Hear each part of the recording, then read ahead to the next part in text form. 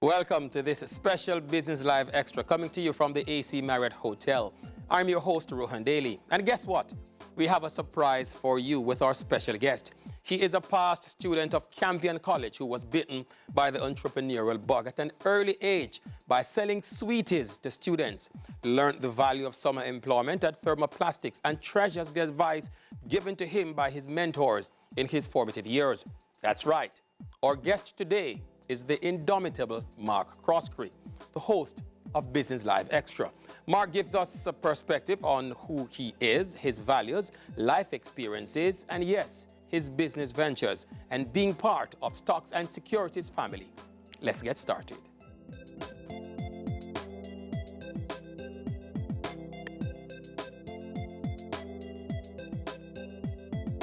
Mark, I want to thank you for allowing us the opportunity of sharing your story with Jamaica. There are several things and several questions that we want to talk about, or issues that we want to talk about, and we will get into some places which may require you navigating your emotions. But I think the perfect place for us to start is to ask you to compile a portrait, paint a portrait for us as to who is MarkCroskery, the ideals that actually drive you, the professional. Yeah. No. First of all, thanks for having me, Ron. It's great seeing you. We know each other well for the past couple of decades, probably from, horse racing, your brilliant sports commentary. But the ideals and the values that have really shaped me, when I was younger, I really had the privilege of having fantastic mentors, with, Billy McConnell, rest his soul, in his days of Ray and Nephew, Lascelles de Macardo, Colin Steele also, who's still very heavily involved with Sagicor.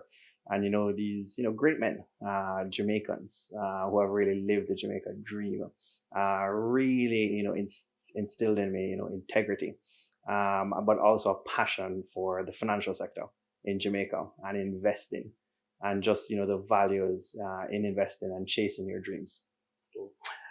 We're going to get a look, or we're going to detail your progression. We're going to look at it from a chronological standpoint. But in terms of as a child, as a kid growing up, what was it like for MarkCroskery? Yeah. Well, when you're a kid or a child, I'm 38 now. I like to consider myself, more mature, and I sometimes age myself and say I'm older. A lot of persons say, Mark, you're actually still very young. Of course, but I feel like I've done quite a bit. The journey is still, young, as they say. But as a child, you're always having fun. You're always having a great time. I was house captain, in prep school. Heavily involved. Loved sports. Was always very highly energetic. My mom was a big driver of me, would heavily push me, academically. I did very well academically, in prep school, also high school. But I used to love to memorize stuff. So you try and find little shortcuts here and there, I guess with schoolwork at the same time. But I was very fast paced, from I was in prep school to high school. And I guess you always wanted to get ahead, very quickly, in life, at that point in time. From your days at Campion, did you see, or did you, was your foray into the business world a natural progression, or is it something that was actually foisted on you? How did all of that come about? So it's a good question. I would say very, very natural. In prep school, I would sell sweeties. I used to remember these things called atomic fireballs, and they were very popular in those days. They would really much burn your mouth. But I would sell sweeties, and so you'd kind of get your hands. Still around? I don't see them anymore. Interestingly, you have a lot of these Colombiana sweets now, and I guess like the theme of whatever is trendy. But in those days, we'd sell these sweets, you get some cash, and I guess you got the feeling of cash, and you got excited. Would also, sell squibs or firecrackers in those days. You get them from downtown. You do some sales also, and you kind of get excited. It was almost like an incentive program. Also one of the things my parents used to do is that, kind of if you got good grades, or especially closer to common entrance in those days. I know we have all the terms now, GSAT and PEP, but with common entrance, if you'd get, fantastic grades, especially in grade 4, 5, 6, incentivize me with some awards or some money, or let's go to Burger King or something like that. And that was highly motivating. As a kid, I was very passionate about that. Where if there was an incentive, it was very motivating. I would encourage all parents to do that. So clearly, you're a fledgling businessman. Clearly, what was the relationship like with your peers, with your schoolmates, your classmates?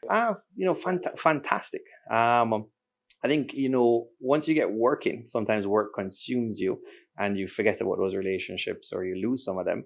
But in those days, I think one of the funnest parts, or most fun parts, is that you have fantastic friendships, relationships, and you're really, you're just gallivanting, having a great time as a kid. You're not really thinking about life yet.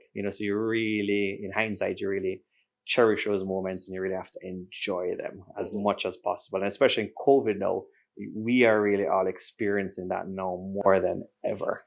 So it sounded as if it was all business for you from that point, really, because what you did outside of school in terms of anything extra curricular activities that you were engaged in, how did you enjoy yourself back then? In those days, I loved tennis. My mom was a tennis fanatic, so that was probably dropped on me or instilled in me without knowing. So I loved tennis. I did a lot of tennis, table tennis more so at the Campion level, and tennis as well at the Campion level. I think we won the championship one year. We got to the semifinals another year. But those were the two sports. I guess I wish I could have played some more football, but was never a footballer. I think Campion had some good years before my time. At Pepsi, Coles, and Manning Cup. I think there was probably the best team Campion had was a few years before my time.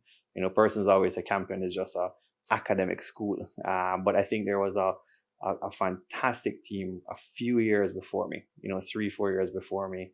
That won pretty much all the championships. We haven't had that, I think, since. But tennis and table tennis was really where I excelled and had a great time. Lots of competitive matches and fun times with colleagues. Mm-hmm. All right, we're gonna get into the business side of your life upon leaving high school. But at which point you got serious about getting into business and decided that, well, this is the path. I think where I kind of got the bug run was really summer jobs, and really, I encourage all parents to get their kids into summer jobs. Not everyone is privileged, or not everyone can, whether it's a hustle and bustle, call a friend, get somebody to get their child into a summer job. But I think the key is, besides education, is get their child into a summer job. I was lucky enough to get into some summer jobs in Jamaica with some of the names I mentioned earlier, whether it's even 2 weeks, 4 weeks, 6 weeks. I was at Thermoplastics at a young age. That was with Pricewaterhouse, PwC at the time, and it was fantastic. Working with persons, having a good time, learning the ropes. It was very, basic work, ordering invoices by date, doing filing, but you got the work ethic and you got the bug. Even if you got a stipend, you got the bug of work. Likewise, getting mentorship. Working at my dad's at the time brokerage was also amazing, because the stock market was so basic then. There was no technology. So the bug came just through these trial and tribulations of working summer jobs. And that's really what I encourage every parent to do. So many parents call me and say their kids are lost. They don't know, what their kids should be studying, what they should be doing at college. The summer work programs are the key, but you have to beg a favor. You got to pick up that phone. You benefited from having several mentors around you. Is that something that you would encourage, or would you find yourself in that position of mentorship? Would you offer yourself? I get it requested a lot. I typically don't turn somebody down. I would say persons always say, you do have to say no sometimes. Saying no will give you grief for maybe 10 seconds. But if you say yes, you might have grief for months if you tell everybody yes. So, I mean, I am more careful now. When I was in my 20s, you say yes to everything, and you're trying to grow your brand, you're trying to help everybody. So you do have to say no sometimes. But I do love mentoring persons. I love mentoring Jamaicans. I do accept meetings, even if it's for somebody, trying to arrange funding, even if it's for somebody trying to solve a business problem. The answer is yes. And the key is you got to get some good mentors. I mean, even for me now, if I have a lunch with somebody who's smarter than me, a corporate CEO, I learn something new. And you have to surround yourself with people smarter than you. Well, you mentioned that, and there's this saying that back in the good old days, really, you're probably too young enough to have experienced that, Yeah. really. But how is Jamaica now from, say, 20, 25 years ago for you? Well, 25 years ago, I was a young teenager, I guess, 13. I think no, everything is technology. I mean, and when I say technology, I mean, sometimes persons get it confused in Jamaica. Technology, we use this word generally, but it's probably better to say digital. So every Jamaican now, with the advent of the internet, and then more so social media around, it's, we have to be careful. We say it's a level playing field, but it has definitely brought about a new Jamaica, because everybody is connecting with everybody. You couldn't do that 20 years ago. When I came home in 2004, around that time, we forget in Jamaica, and we do still complain a lot that we want more. But I just remember, driving around Kingston and St. Andrew, which is not everything. Persons always complain that, boy, you guys in Kingston, it's you think it's everything, even if the bulk of the population is Kingston, St. Andrew, St. Catherine. But there were maybe only 5 developments. I mean, you drive around Kingston now, there's probably 35 developments. I mean, there might have been 5 mainstay restaurants. There's now probably 35 restaurants in Kingston. So it has changed dramatically. And credit to, the internet, telecoms. We still complain about that, but credit to that. And social media. Persons are now educating themselves on the internet. So it has been a huge leap in Jamaica. We have a lot of things to still achieve, but it has been a huge leap compared to. Are we better off? When I go, 100% better off. I think where we're lacking is our infrastructure, not the roads, not the buildings, but our infrastructure in the public sector. We're speaking about like health, education, security. That's probably where we need to leap next over the next, decade. All right, so our conversation with MarkCroskery on this special Business Extra will continue after this.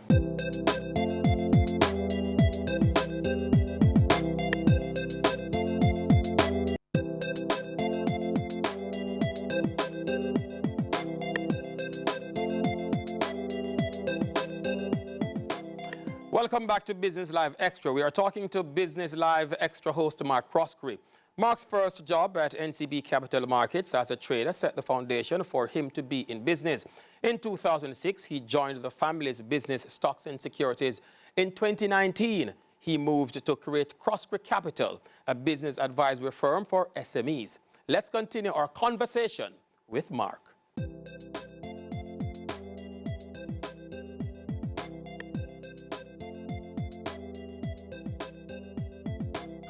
Mark, you're a fairly successful businessman who is incredibly talented, of course. We're used to seeing your seamless, rather flawless presentation of the business news nightly. Yes. On CBM TV, of course. And I know that there are greater heights for you to scale, and the journey to greatness is a bit nuanced, one can understand. And at which point you actually started in the family business, and was it an accelerated effort to get you in the program? Yeah. So I started off my career at NCB, and it was NCB Capital Markets. I finished up college, which was a school called Bentley College, a university. It was in Waltham, Massachusetts, around 2004. And in hindsight, you don't have any regrets. I I should have probably taken off some time and done a little bit of traveling, had the opportunity to. But similar to what we discussed earlier on, I just wanted to get going. I wanted to get started. I had a lot of friends who took some time off, enjoyed life, which, especially with COVID now, you really think more about family life and you think more about, I guess, enjoying yourself a bit more. But I jumped right into it. I think I came back that time in probably around June 2004. And boom, by around July, August, I was working at NCB. And sales, trading. And I think once I got my feet wet, for about 2.5 years or so, 2 to 3 years, I had some other job offers in the financial sector. And at that point, I think by somewhat proving myself, but it was only 2 or 3 years, and then getting some job offers, it worked out whereby at that point, I guess my dad probably said, okay, you can join the business.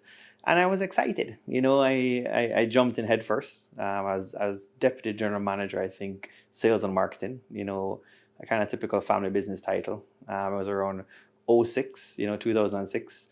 And it was great. You're accepted, you jump in head first. You don't know what you're getting yourself into.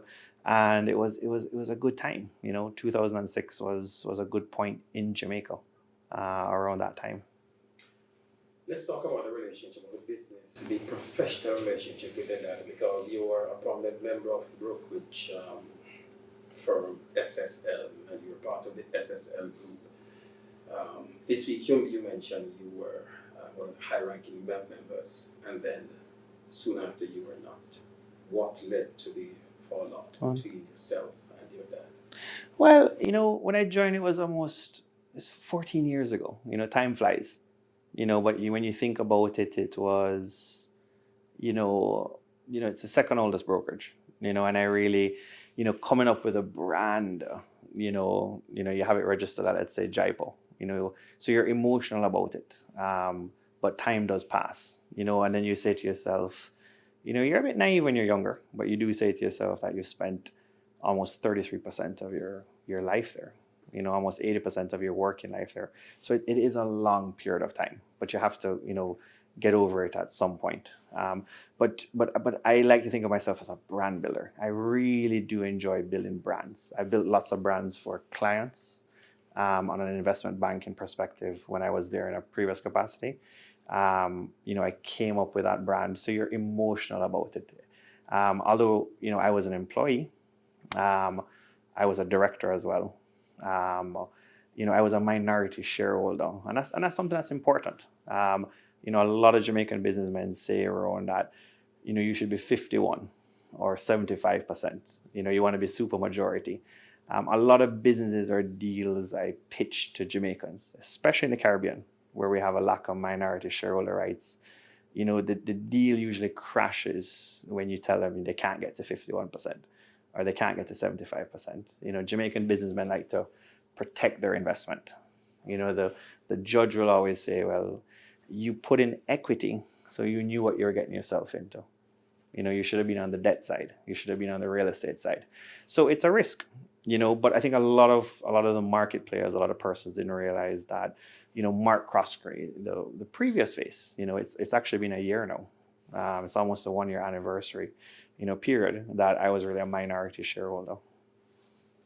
So, do you think that the fallout then with your dad, that I'm going to ask you to speak to a little bit more, is as a result of your need to feed your inflated ego, as some might say, and lofty ambitions? Nothing is really wrong with being ambitious, really, but could it be seen as you wanting that ascension by whatever means necessary?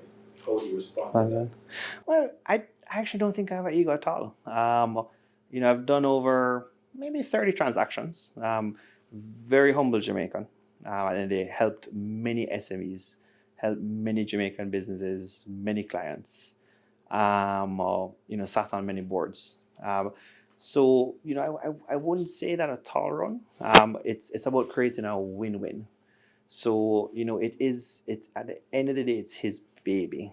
And so to create a win-win for everybody, meaning shareholders, directors, and everybody, I ended up forming Croskery Capital, which is a boutique consulting advisor practice. And so, after you spend a lot of time, and let's say vested equity or sweat equity, you want your own baby too. And what I would say is that it's not ego, but it's more that you want control of your own destiny. So I had kind of my Jerry Maguire moment where I said, I want to be able to kind of wake up in the morning, go to work, and if I have a lunch meeting or a breakfast meeting and somebody wants to use the services of MarkCroskery, I want to feel like I can deliver and kind of own that practice. And if I give you my word, your word is your bond.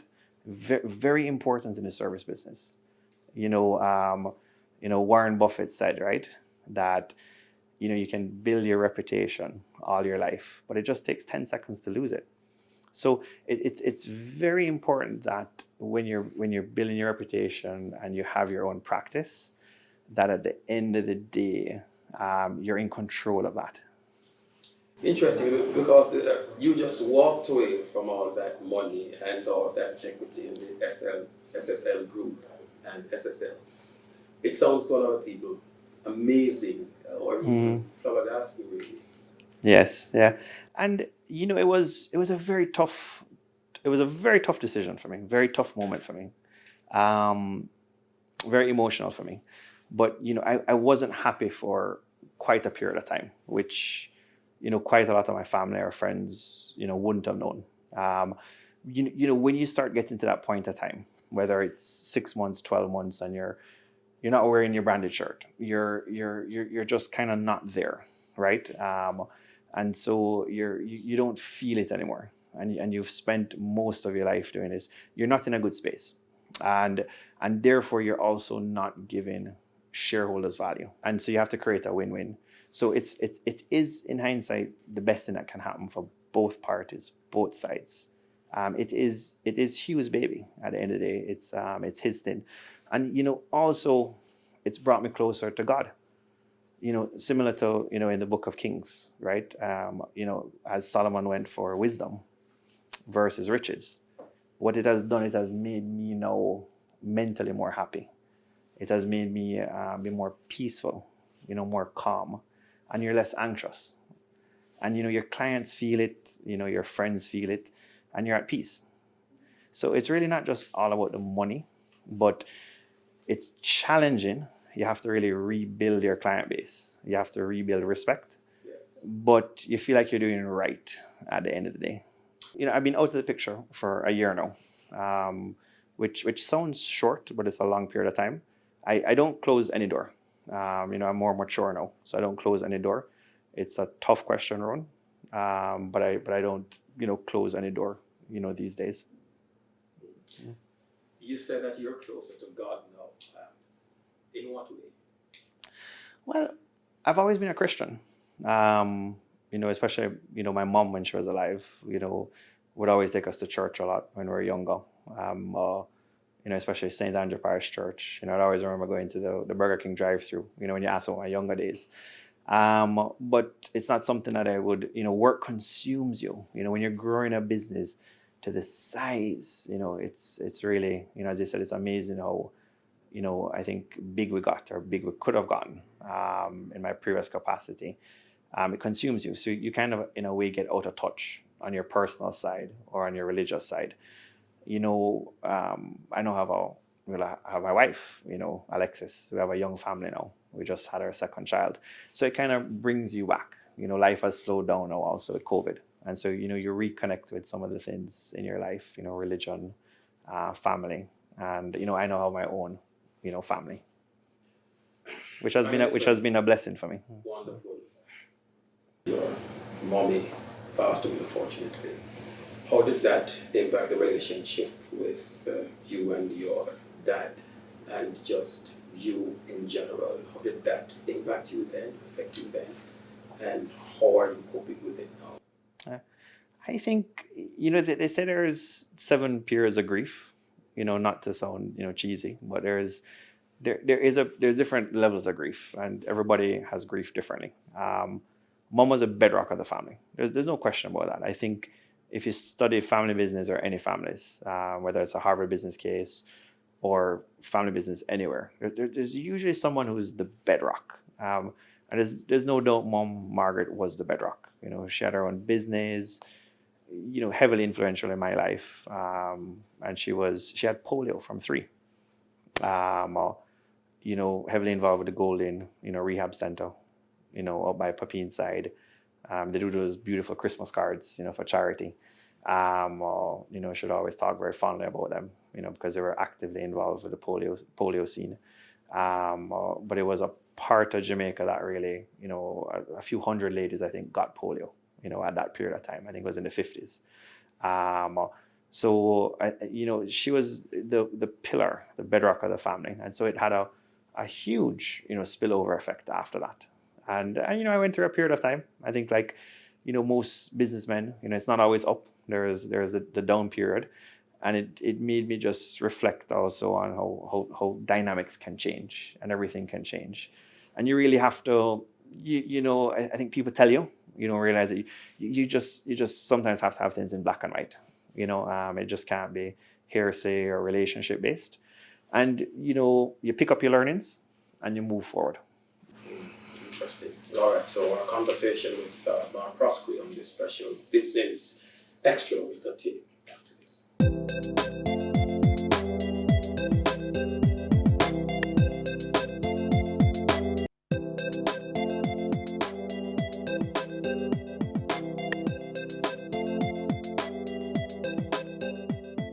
Welcome back to Business Live Extra. We are talking to Business Live Extra host MarkCroskery. Now, Mark tells us of his current business venture, Croskery Capital, where he is in live, his perspective on COVID-19 and its impact on his business and the country. Let's now continue our conversation with Mark.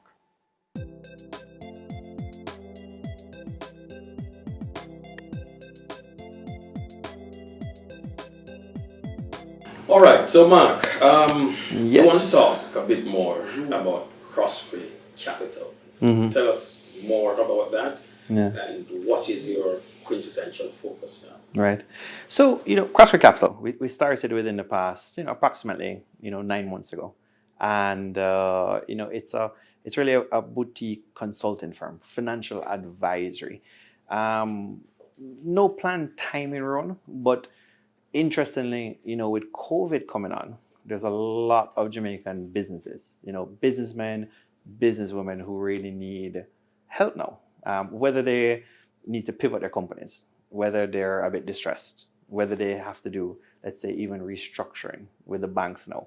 So this wasn't the initial plan, but we do have a lot of clients now who are calling and they need help.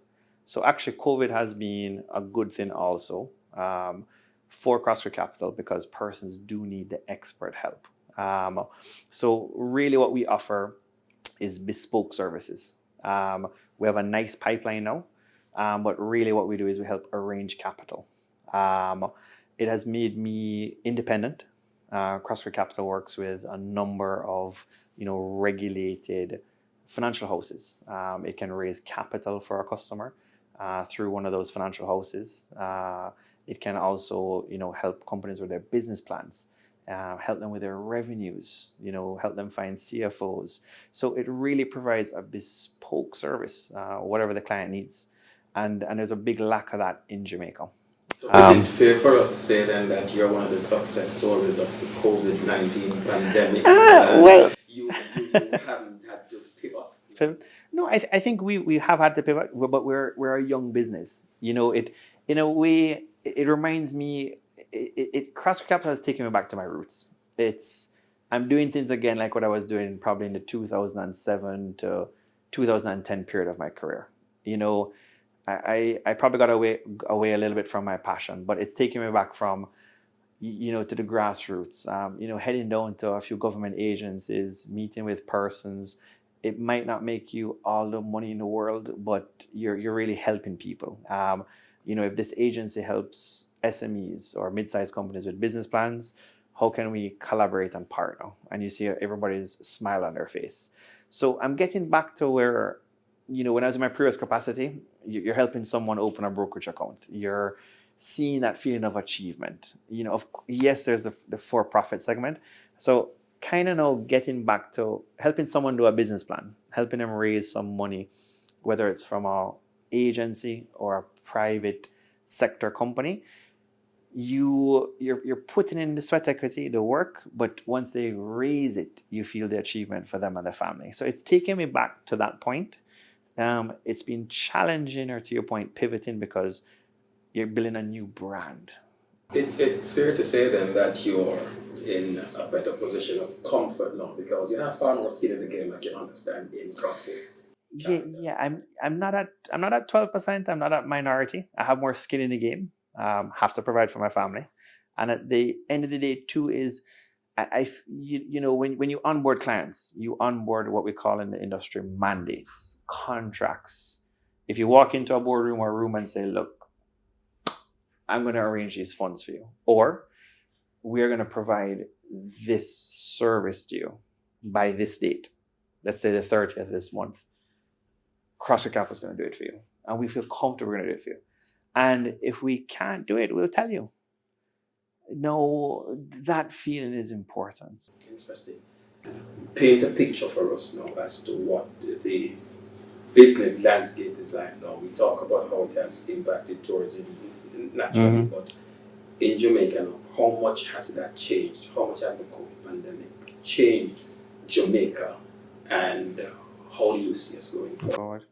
So it's a big, it's a very interesting time. I do feel it is understated still at this point of how difficult it is. Whether you're an SME, mid-sized company, even a large company, if you look at the tourist numbers and track them, July, August, even month to date, September, they're improving, but they're still concerning. When you look at some of the numbers, they're not really exploding. While I'm not an expert, I still think they're around maybe 15% of our peak of 4 million or something of that nature. So when you really dissect and go into the numbers, they're not really, let's say, taken off yet. We don't know what October will reveal or November. You hear murmurs of, okay, so persons have rescheduled, companies have rescheduled their debts, 3 months, 6 months. Will there be a new guideline from the central bank that says you're allowed to reschedule another 3 or 6 months? Or will the local banks, the main banks, allow companies to reschedule another 3 or 6 months? So these are the questions now being raised. Let's talk about the possible economic revival, because the PIOJ's review for the last quarter was an 18% economic decline, and the projection is even more daunting. In fact, they are painting a bleak future, really, another 10 or 8% decline. And I think the central bank had it at 8 to 10%. Yes. Yeah. Where do we go? Where do you see us in another 5 years? At which point will this end? Yeah. I think most Jamaican economists are projecting, and I think when you listen to central bank, PIOJ, that we get back to some pre-COVID levels, 2022, 2023. But, being practical. Is that realistic, really? Well, it's whether it's realistic or practical, it's a long time from now. I mean, for the average Jamaican, for somebody who says, if they said my restaurant is not open, my cook shop is not open, my bar is not open, and let's just say 60% of the revenue is at 7 p.m., 8 p.m., 9 p.m., what happens to that guy? So the reality is that these are things that are still seem to not being discussed. Now, I mean, and so you come back to whether it's some degree of social programs, how do these funding mechanisms work, and also to the point of manufacturing, whether you want to say agriculture or agri-processing, we're still not hearing those messages yet. Do we pivot in that direction in the short term, or what are we doing about those two sectors? So we keep hearing about a pause and tourism revival and other things. But I think it's about time now where we use the Jamaica Information Service platform and a few other government platforms and talk about, the manufacturing sector, self-sufficiency, and also probably organic farming or agriculture, and then going down agri-processing. But what specific stuff that is here? We've always heard about the BPO sector, which is excellent. And we've heard about a few other sectors where ministers, we get affirmation about them, like the Wigton IPO. We saw how successful that was once the right person said, buy it, and Trans Jamaica. But we don't hear anything about manufacturing, strangely, and agriculture and agri-processing, which is how most economies pivot or revive. So it's something that should be looked into. Is what young Jamaicans always message me, whether it's LinkedIn, whether they direct message me, they always say, what sectors? So it's pretty clear to me that they want to hear from leadership. What are the best sectors that they as young Jamaicans can put their capital into? Even if it's dibby capital, what can they afford to go into? That message is not clear as a Jamaican yet. It's a mixed issue. I mean, we have great agencies, Jamaica Information Services, Jamaica Business Development Corporations, DBJ. We have fantastic agencies as Jamaicans, but how do we get them to now collaborate and do it? So if you go to each individual agency, we have great Jamaicans working there. One may be doing the business planning. At National Insurance Fund, we have a ton of excess funds. If you really think about it and take a step back, whether it's DBJ, whether it's JBDC, whether it's a different agency, why can't 500 million or $1 billion Jamaican be allocated to go to one of those agencies? There's nothing wrong with the people there. It doesn't necessarily have to go into private sector. You don't have to burden private sector again or have another PSOJ, JMEA, JMA meeting. But actually, when you go to some of the same government agencies, there's great people there. And the funding, the money is actually there. But we don't need somebody necessarily from overseas to come in to bail us out or to come in to start a fund. So I think it's about working together. At the start of the year, up to the start of the year, where the stock market was doing very, very well, in fact, yes, best performing in the world, and for obvious reasons, it is not quite so now. When will we see a revival? Is that basically tied in now to the COVID era? Mm-hmm. And we would have to see some kind of light at the end of the tunnel as soon as this COVID period is over.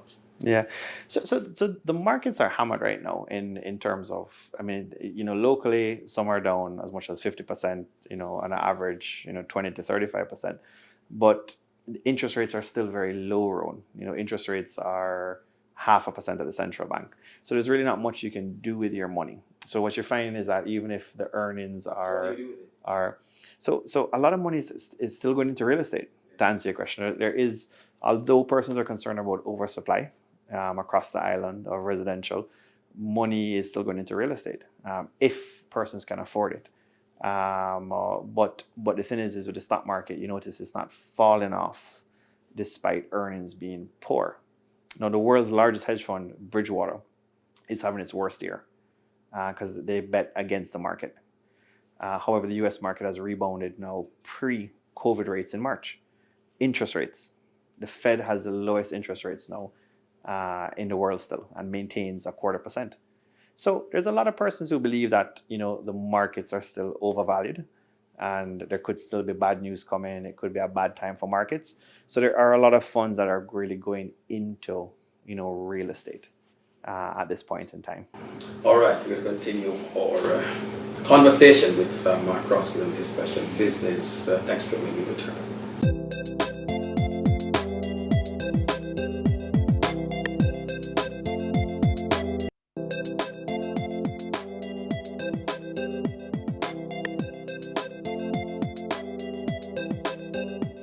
Welcome back to Business Live Extra, and we are talking to the CEO of Croskery Capital Limited, MarkCroskery. Mark reinvented himself in 2019 by creating Croskery Capital, a firm that provides financial advice to small, medium enterprises, SMEs, and has benefited from the pandemic. Mark shares his views on raising a young family, the importance of being hands-on and steering his destiny, creation of a super ministry to steer Jamaica forward, and creating a legacy of doing good and doing well. Let's continue our conversation with the CEO, MarkCroskery.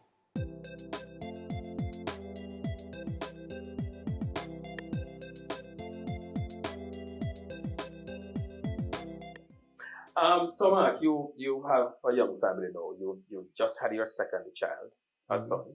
Um, you now have similar potential in the future. Really, what does all this mean for MarkCroskery?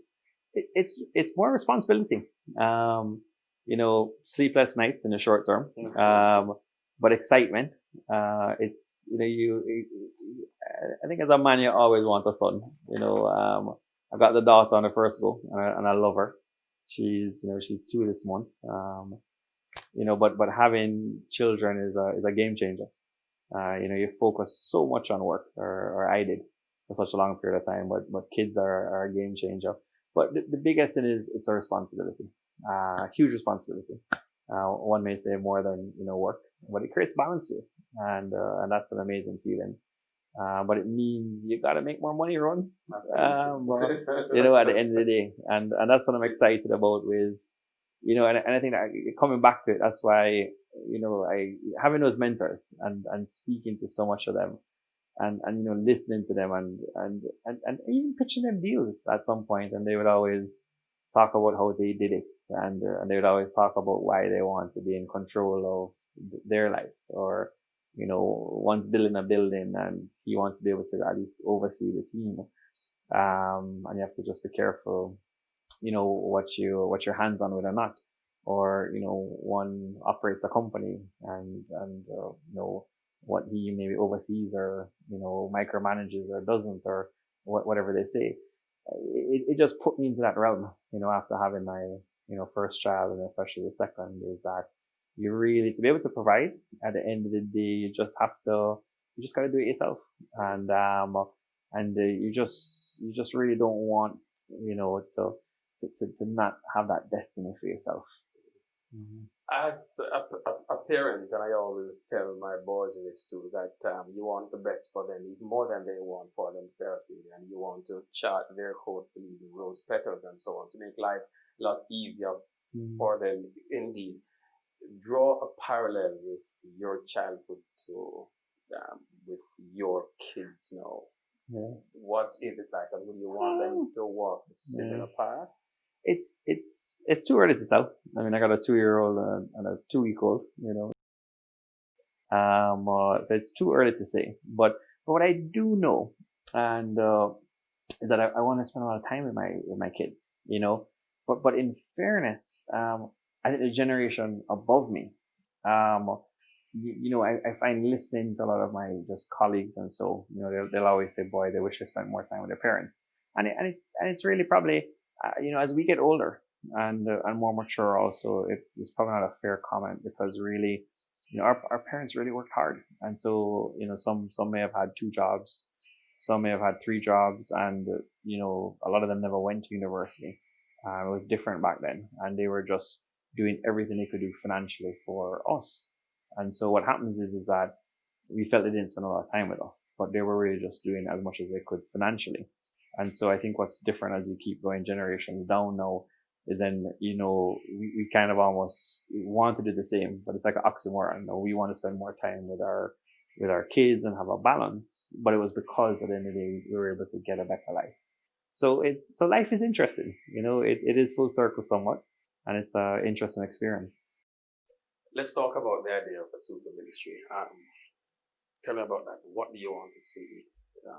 The ministries that you want to be amalgamated, all of those ministries. What is a super ministry about? If you think about it, come back to my kids and just Jamaica, for a second, is that if you want economic growth, which yes, one may say is, you look at the Piaget statistics and everything, is okay, flood the market with capital, bring down debt to GDP, do all of these things. But there's another side to say maybe the voter turnout is also low over a trend or a period of time, because think about, going to Slight Pen Road, and you go down to, get a blood test done or a blood bank, and it's the same health clinic or structure for decades. I don't want to say 50 years, but a long time. So, you go down there, and that's on the health side. So yes, we know there's billions being spent, and let's say 5 regional hospitals being upgraded, but you have tons more to do. So you have 3 areas that are infrastructural problems, serious infrastructural problems.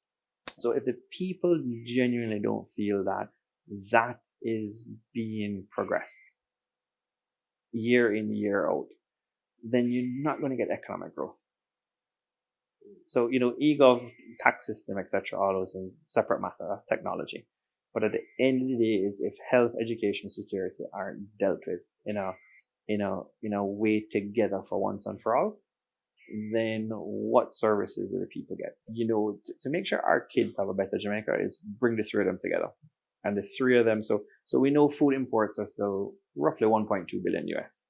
So there must be a thought process to handle and deal with food imports for self-sufficiency, hence manufacturing sector. We hear it a lot from JMEA and maybe agriculture, down trade, agro-processing.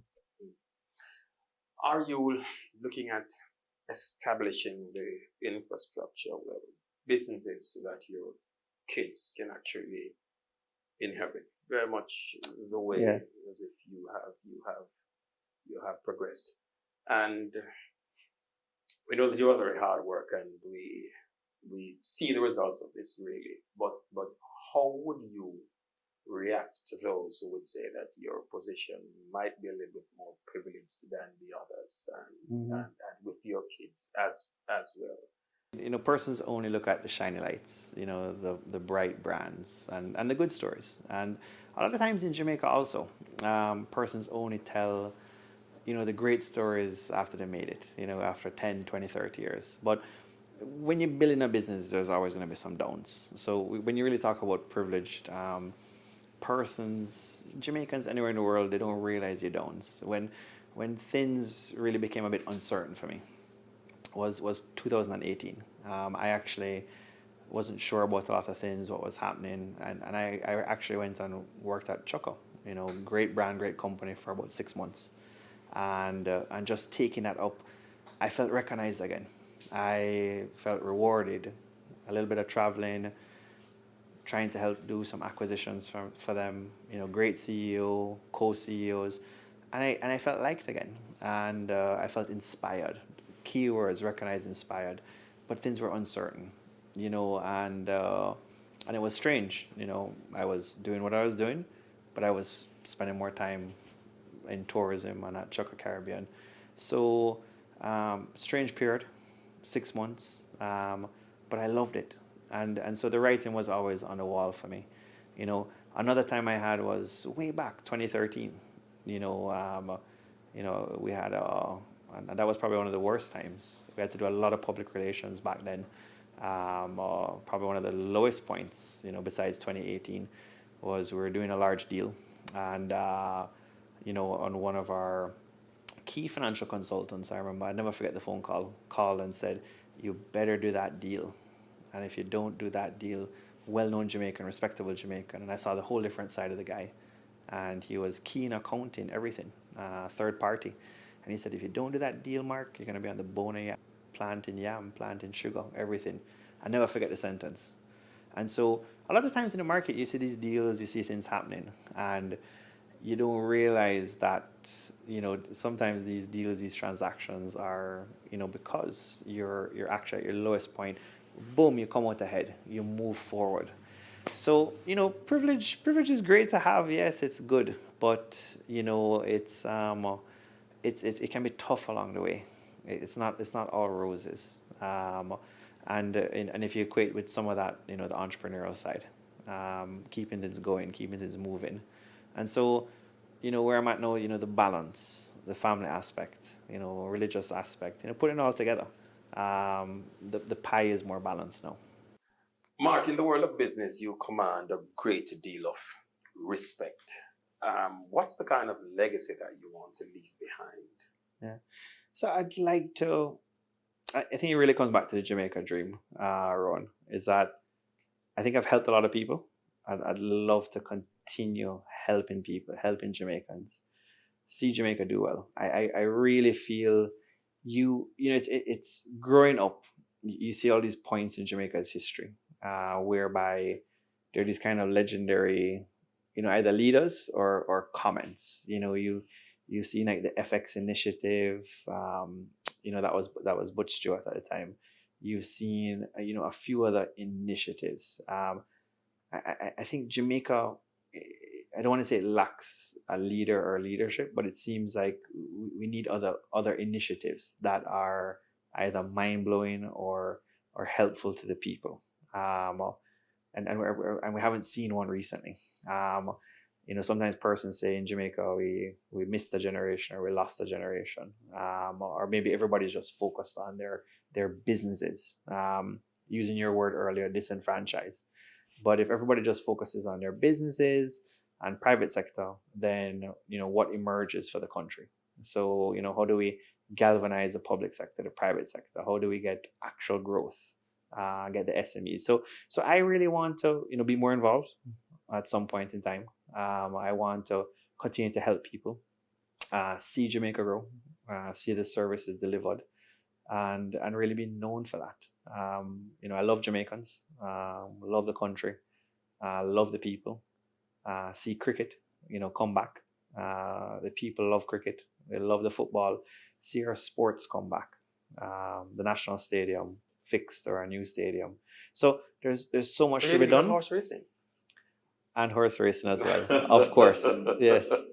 So there's so much to be done, and more greenfield, more green areas. So, I think I'd love my legacy to be, just seeing Jamaica do well and achieve its real goals, as what, she can be, and the island. Mark, I want to thank you for not only allowing us the opportunity for sharing your story, but also to take over your show for this week, sir. I want to thank you so much for that. So this certainly has been a pleasure for me. Yeah, well received. Absolutely. All right, this has been our special Business Live Extra for this week with MarkCroskery.